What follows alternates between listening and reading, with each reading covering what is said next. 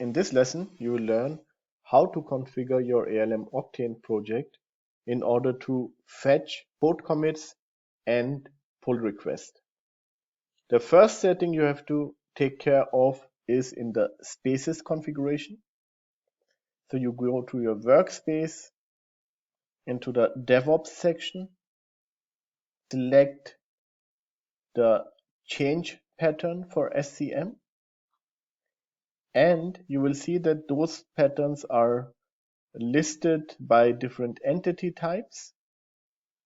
Click on the pattern you want to configure, for instance for defect, and on the pattern configuration you can say this pattern applies to commits and pull request or one of each.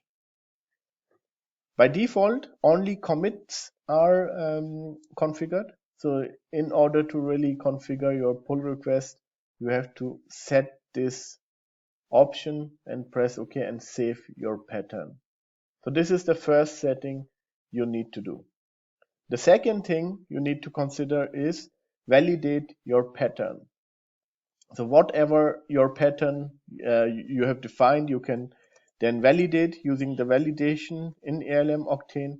Just write something which is meeting the requirements of your pattern, and here Octane allows you to validate it, and it says currently the validation matches exactly to the things I have in ALM Octane. So here this is an invalid pattern, so no matches are found. If I enter a valid pattern, it should tell me exactly that the defect which will be located is 1231. So after you have configured your SCM change pattern, you basically need to configure your CI as well. In the CI, on your job, go to configure. So this is Jenkins in my case.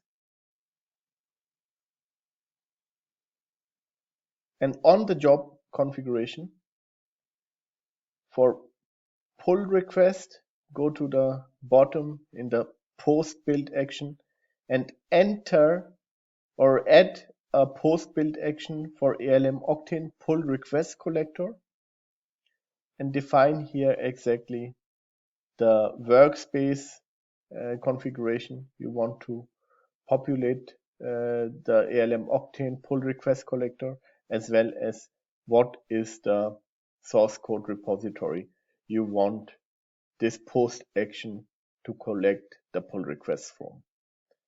Once you have configured it, you are ready to fetch pull request and code commits directly in your ALM Octane workspace.